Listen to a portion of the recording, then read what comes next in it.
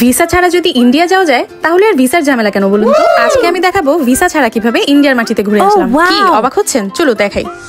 এই যে দেখছেন তামাবিল ইমিগ্রেশন, এটা কিন্তু সিলেটে অবস্থিত।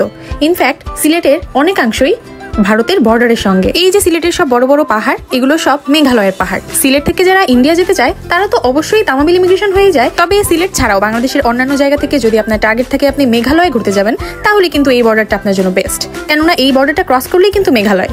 যাই হোক, jokes of a part, visa ছাড়া তো কোনোদিন বিদেশে যাওয়া যায় না।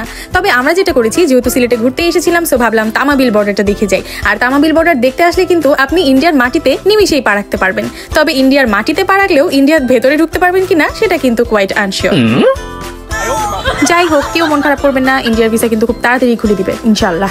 যদিও আমি ইন্ডিয়া গিয়ে 1 সপ্তাহ থেকে এসেছি, তবে সেটা এই বর্ডার দিয়ে না, সেটা বেনাপোল বর্ডার ছিল। আর যদি ভিসা খুলে আমি তো মেঘালয়ে যাচ্ছি শিওর, কারণ মেঘালয়ের ওই পাহাড় আর ঝর্ণাগুলো আমাকে ডাকছে যে তুমি কবে আসবে, এসে আমাদেরকে ধন্য করো।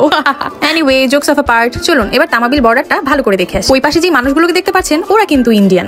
ওরা এসেছে আমাদের বাংলাদেশ বর্ডার দেখতে, আর আমরা এসেছি ওদের ইন্ডিয়ান বর্ডার দেখতে। কি মজার না বিষয়টা? আমার একবার ডেকে খুব বলতে ইচ্ছে করছিল যে এই দাদা, তোমরা কেন এখনো ভিসাটা খুলছো না। যাই হোক, কি আর করার, এই তো দেখতে পাচ্ছেন সামনে ইন্ডিয়ার গেট, ওই যে ইন্ডিয়ার ফ্ল্যাগ, আর আমরা আছি এই পাশে বাংলাদেশ বর্ডারে। একটু ভেতরে যাওয়া যায় কিন্তু খুব একটা না। যাই হোক, ইন্ডিয়ার মাটিতে পা রেখে আসছি, এটাই সব থেকে বড় কথা। এখন আবার একদল লোক এসে বললেন না যে আপনার কেন এত ইন্ডিয়া যাইতে ইচ্ছে করতেছে। ভাই, আমরা যারা ট্রাভেলার, বিশ্বাস করেন, আমরা এই ইন্ডিয়া ছাড়া অন্য কোথাও গেলে এত কম খরচে ঘুরতে পারবো না। Trust me. আপনি সিম্পলি পাশের দেশের নেপালে যান, নেপালে গেলে আপনি একাই দেখবেন 1-1.5 লাখ টাকা খরচ হয়ে গেছে মাত্র 1 সপ্তাহে। কিন্তু 1 সপ্তাহে আপনি ইন্ডিয়া 1-1.5 লাখ টাকা দিয়ে কাশ্মীর আরো অনেক জায়গায় ঘুরে আসতে পারবেন।